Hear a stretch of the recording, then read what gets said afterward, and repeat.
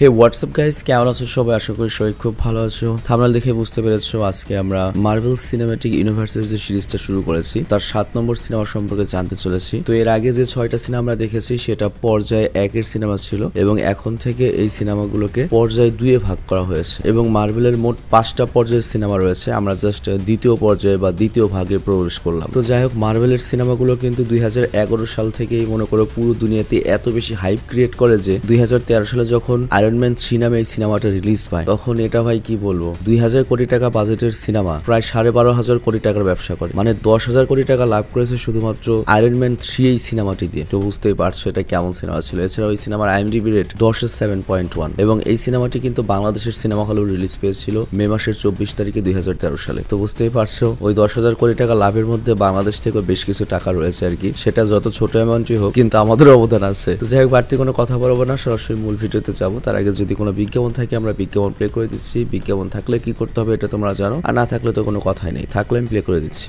Hello friends, আমরা এমন একটা অস্থিতিশীল সময় রয়েছি এবং এমন একটা মুভমেন্ট যেখানে আমাদের সবারই বিশ্বস্ত একটা স্থিতিশীল ইনকাম সোর্স প্রয়োজন এবং এমন একটা ইনকাম সোর্স যেটা পৃথিবীর যে কোনো জায়গা থেকে চেষ্টা করা যাবে এবং এটা অলরেডি বিলিয়ন মানুষকে হেল্প করছে গত দশক ধরে এবং এটা one of the best sports book. আর এই সার্ভিস প্রোভাইডাররা নিশ্চিত করে বড় উইনিং, এর সাথে ফাস্ট পে আউট এবং রিস্ক ফ্রি ব্রেডস। আর এবার অনেক ক্রিকেট ম্যাচ কিন্তু চলছে, যেমন big bash league, test match চলছে, ওডিআই চলছে। আর তুমি এই অ্যাপে কিন্তু এই সব ম্যাচে লাইভ রেজাল্ট দেখতে পারবে এবং স্কোর প্রেডিক্ট করতে পারবে এবং এছাড়াও আরো অনেক গেমস রয়েছে। আর সবচেয়ে প্রফিটেবল গেম হচ্ছে ক্রাশ। আর আরেকটা বিষয়, এখানে তুমি কিন্তু 43,000 INR পর্যন্ত ফার্স্ট টাইম ডিপোজিটে পেতে পারো আমাদের এই প্রোমো কোড SAVAGE100 ব্যবহার করে। আর লিঙ্ক আর প্রোমো কোড দেওয়া রয়েছে পিন কমেন্টে, সেখান থেকে তুমি অ্যাকাউন্ট খুলতে পারো এবং SAVAGE100 প্রোমো কোড ইউজ করলে তুমি পেতে পারো ফার্স্ট ডিপোজিটে 43,000 রুপি পর্যন্ত বোনাস। তো বিজ্ঞাপন শেষে আমরা মূল ভিডিওতে চলে আসলাম। তো এই সিনেমাটির কাহিনী শুরু হয় টনি স্টার্কের একটা ফ্ল্যাশব্যাক বা আয়রন ম্যানের একটা স্মৃতি দেখিয়ে, যেখানে আমরা দেখতে পাই 1999 সালে একটা নিউ ইয়ার পার্টিতে টনির সাথে দেখা হয় মায়া হেনসেন নামের একজন বিজ্ঞানীর। আর সে টনিকে জানায় সে এক্সট্রিমিস্ট নামে একটা পুনর্জন্মমূলক বিষয় নিয়ে গবেষণা করছে। তো এটা এমন একটা টেকনোলজি যার মাধ্যমে পঙ্গু আর আহত যে মানুষ রয়েছে তাদেরকে সাথে সাথে ঠিক করা যাবে, এমনকি তাদের শারীরিক ক্ষমতা আগের চেয়ে বৃদ্ধি পাবে। বিষয়টা আমি বুঝিয়ে বলি, ধরো একজনের পুরো হাতটাই নেই, কিন্তু এটা এমন একটা মেডিকেল টেকনোলজি হবে যে ইনস্ট্যান্টলি মনে করো হাতটা গজিয়ে যাবে, অনেকটা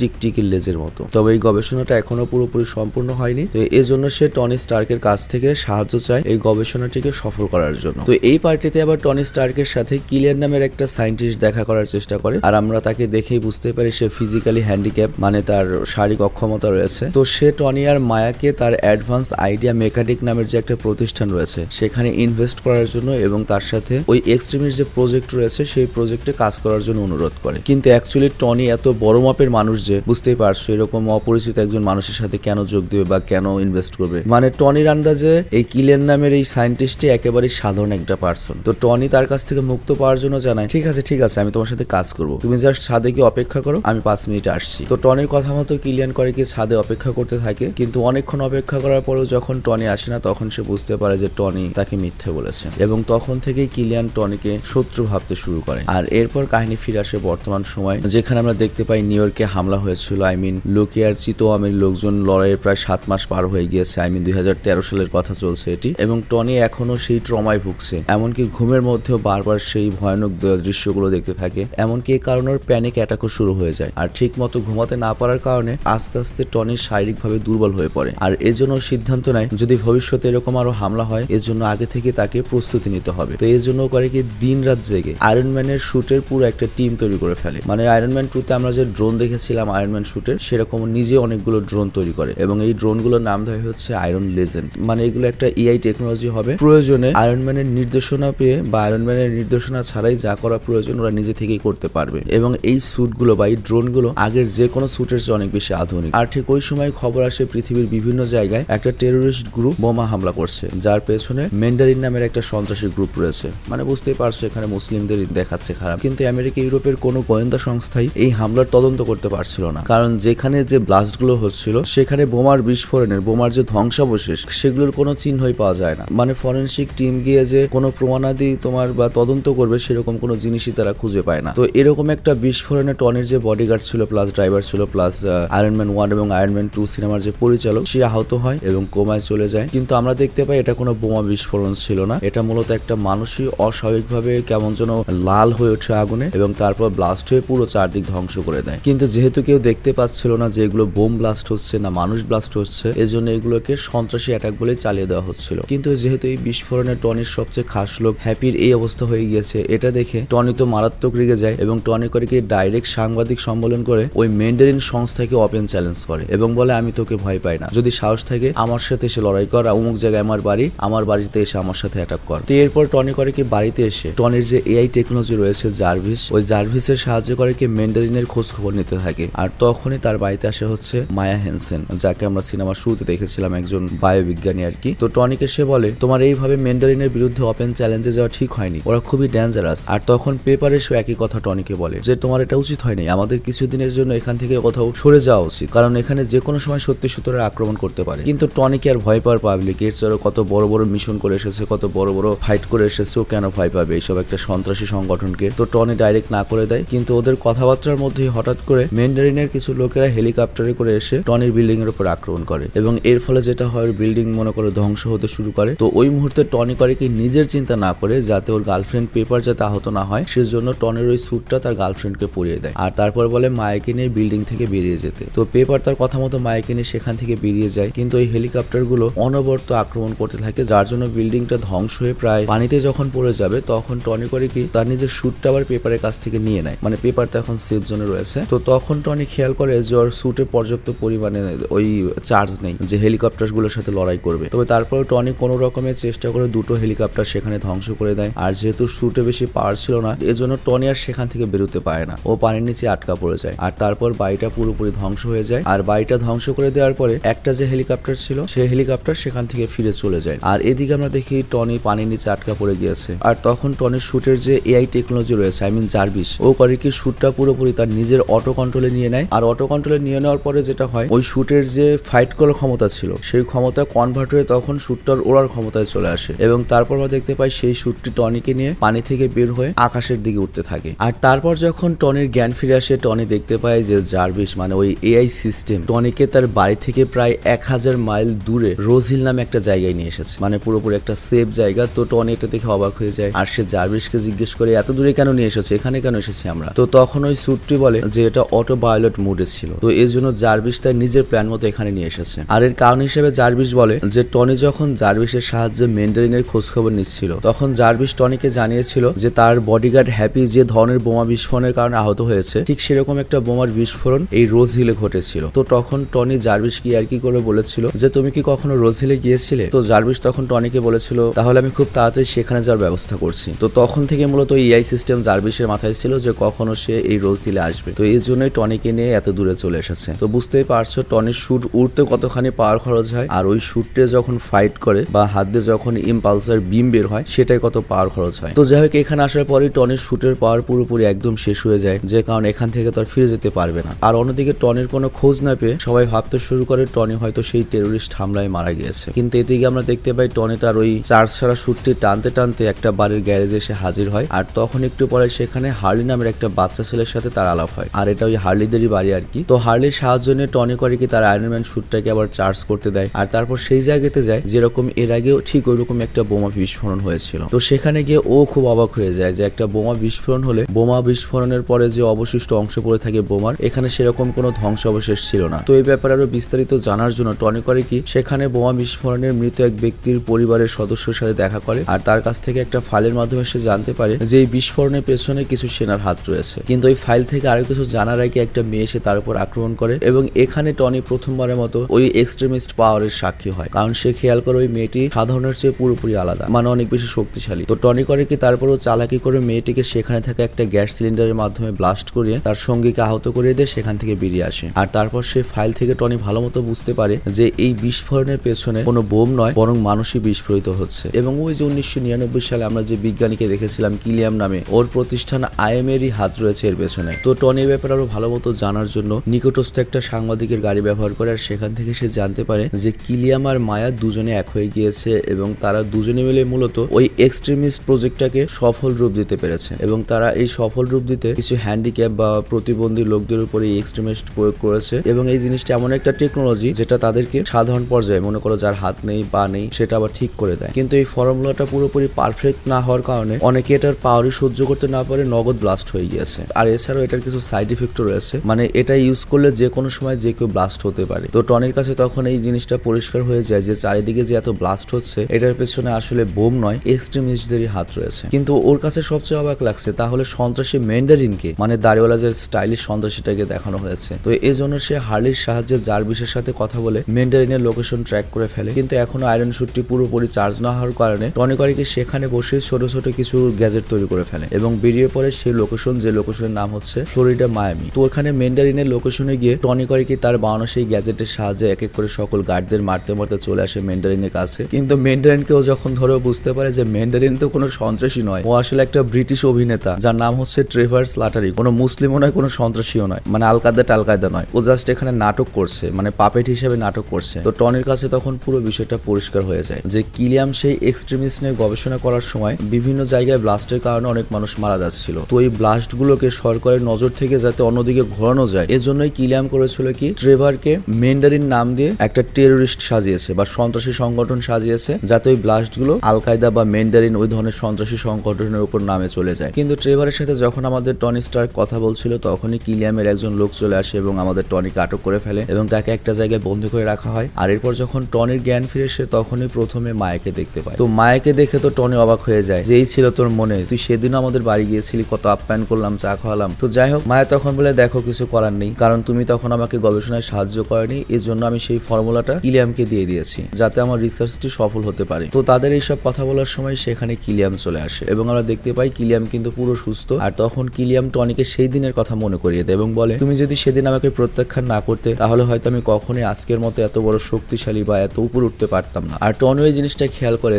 যে কিলিয়ামের এক্সট্রিমিস্ট ব্যবহার করে পুরোপুরি সাধারণ মানুষ হয়ে গিয়েছে, হয়তো আগের চেয়ে অনেক বেশি শক্তিশালী, মানে ওই এক্সট্রিমিস্টটা হজম করতে পেরেছে আর কি। তো এরপর কিলিয়াম বলে যে তোমার বউকেও ধরে ফেলেছি এবং তোমার বইয়ের উপরেও ওই এক্সট্রিমিস্ট আমরা ব্যবহার করে ফেলেছি, মানে পেপারের কথা বলছি। আর আমাদের এক্সট্রিমিস্ট এখনো পুরোপুরি স্বয়ংসম্পূর্ণ নয়, তো তোমার গার্লফ্রেন্ডের উপর আমরা এই জন্য ওটা প্রয়োগ করেছি যাতে তুমি তোমার গার্লফ্রেন্ডকে বাঁচানোর প্রচেষ্টায় আমাদের ওই এক্সট্রিমিস্টের ফর্মুলার মধ্যে কি কি ভুল রয়েছে সেগুলো সঠিক করতে সাহায্য করো। কিন্তু এইটা শুনে মায়ার আবার খুব রাগ হয়ে যায় এবং সে কিলিয়ামকে বলে তুমি এগুলো কি করছো, এগুলো একটা পাগলামি ছাড়া কিছু না, এটা একটা ম্যাডনেস, এবং বলে যদি তুমি এখন টনিকে ছেড়ে না দাও তাহলে আমি এখন সুইসাইড করবো। মায়া ভেবেছিল হয়তো কিলিয়াম ওকে ভালোবাসে ছেড়ে দেবে, কিন্তু কিলিয়াম নিজেই মায়াকে মেরে ফেলে। আর অন্যদিকে দেখা যায় সরকার ম্যান্ডারিনের লোকেশন খোঁজার কাজে লাগিয়ে দিয়েছে ওয়ার মেশিনকে, মানে আমাদের টনি স্টার্কের বন্ধু রোডিকে। আর এখানে একটা বিষয় উল্লেখ্য, আমরা আয়রন ম্যান 2 তে রোডির যে আয়রন ম্যান স্যুটটা দেখেছিলাম ওটা রাশিয়ান বিজ্ঞানী আপডেট করার পরে নাম দিয়েছিল কিন্তু ওয়ার মেশিন, কিন্তু সেটাকে এখন আরো আপডেট করা হয়েছে এবং এটার নতুন নাম দেওয়া হয়েছে হচ্ছে আয়রন প্যাট্রিয়ট। তো যাই হোক, এবার রোডি করে কি তার স্যুট পরে টেরোরিস্টদের খোঁজ করতে করতে ভুল তথ্যের কারণে ধরা পড়ে যায় কিলিয়ামের এক্সট্রিমিস্ট বাহিনীর কাছে। আর এরপর কিলিয়াম রোডির কাছ থেকে তার আয়রন ম্যান প্যাট্রিয়ট স্যুটটি কেড়ে নেয় এবং তার নিজের একজন লোককে ওই স্যুটটা পরিয়ে প্রেসিডেন্টকে কিডন্যাপ করতে পাঠিয়ে দেয়। আর এদিকে টনির আয়রন ম্যান স্যুটটা কিছুটা চার্জ হওয়ার কারণে টনির নির্দেশে সেই স্যুটটার প্রতিটা অংশ করে কি খন্ড খন্ড হয়ে টনির কাছে আসতে শুরু করে। তো টনি তখন সেই অংশের সাহায্যে সেখানে অবস্থিত সকল গার্ডদের মেরে ফেলে এবং ওখান থেকে বেরিয়ে পড়ে। আর অন্যদিকে রোডিও পালাতে সফল হয়। আর এরপর রডি আর টনির দেখা হয় এবং তারা সোজা চলে আসে ট্রেভারের কাছে, মানে ওই অরিজিনাল 2 নম্বর সন্ত্রাসীর কাছে আর কি। তো ওর কাছ থেকেই জানতে পারে যে কিলিয়ানের পরবর্তী প্ল্যান হচ্ছে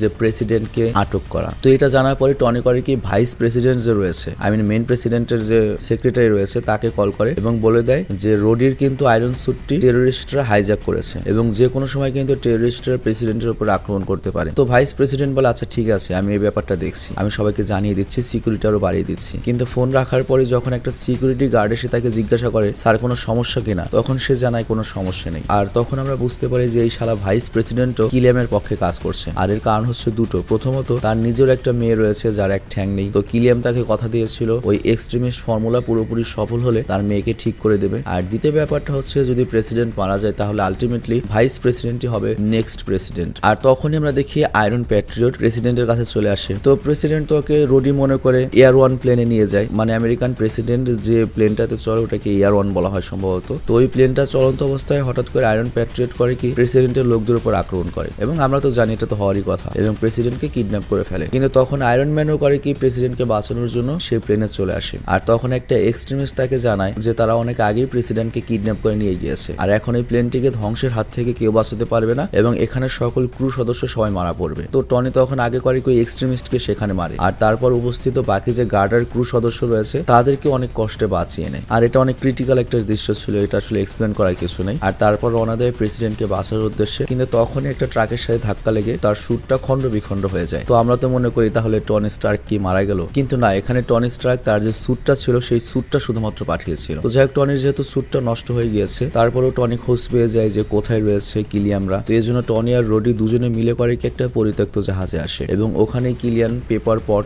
মানে আমাদের টনি স্টার্কের গার্লফ্রেন্ড, আমাদের সবার ভাবি, আর হচ্ছে এর সাথে প্রেসিডেন্টকে কিডন্যাপ করে রেখেছে। তো এখানে আমরা জানতে পারি যে কিলিয়ান প্ল্যান করেছে প্রেসিডেন্টকে তারা সরাসরি লাইভে সবার সামনে জ্বালিয়ে মারবে, যাতে চারিদিকে তাদের নাম আরো ছড়িয়ে পড়ে। আর এর পরের দিনে যখন ভাইস প্রেসিডেন্ট হয়ে যাবে, তখন তো পুরো ক্ষমতা ওদের কাছেই চলে আসবে। তো যাই হোক, তখন ওই মুহূর্তে টনি প্ল্যান করে যে টনি যাবে তার গার্লফ্রেন্ডকে বাঁচাতে আর রোডি যাবে হচ্ছে প্রেসিডেন্টকে বাঁচাতে। কিন্তু এখানে কিলিয়ামের গার্ডরা তাদেরকে দেখে ফেলে এবং তাদেরকে চারদিক থেকে ঘিরে ফেলে। আর এরা সবাই কিন্তু অলরেডি এক্সট্রিমিস্ট নিয়ে রেখেছিল, মানে এরা সবাই বিকলাঙ্গ ছিল। এক্সট্রিমিস্ট ইউজ করে তারা আর কি সুস্থ রয়েছে এবং তারা সাধারণ মানুষের চেয়ে অনেক বেশি কিন্তু শক্তিশালী। আবার ততক্ষণে টনি জার্ভিসের মাধ্যমে জানতে পারে যে জার্ভিসও এখন পুরোপুরি তৈরি তাকে সাহায্য করতে। তো এটা জানার পরে টনি করে কি জার্ভিসের সাহায্যে তার বানানো যে আয়রন লিজেন্ড বাহিনী রয়েছে, সেই ড্রোনগুলো, সেগুলোকে অর্ডার দেয় এখানে আসতে এবং এখানে যতগুলো এক্সট্রিমিস্ট রয়েছে তাদেরকে পুরোপুরি ধ্বংস করে ফেলতে। আর এখানে আমরা একটা অসাধারণ সিজিআই ফাইট দেখতে পাই, মানে এক্সট্রিমিস্ট ভার্সেস আয়রন শুট গুলো। আর এরই ফাঁকে চলে আসে রোডি প্রেসিডেন্টের কাছে এবং তাকে সেখান থেকে উদ্ধার করে বেরিয়ে পড়ে নিরাপদ জায়গার উদ্দেশ্যে। আর এদিকে ফাইটের সময় আমরা দেখতে পাই টনি পেপারকে বাঁচাতে ব্যর্থ হয় এবং টনি অনেক উঁচু থেকে নিচে জ্বলতে থাকে একটা আগুনে পড়ে যায়। আর তারপর টনি তো মনে করো পুরো রাগে লাল হয়ে যায় আর সে মুখোমুখি হয় হচ্ছে কিলিয়ামের। আর তাদের দুজনের মধ্যে লড়াই শুরু হয়। আর এখানে লক্ষ্য কিলিয়াম কিন্তু টনির চেয়ে অনেক বেশি পাওয়ারফুল ছিল, কারণ সে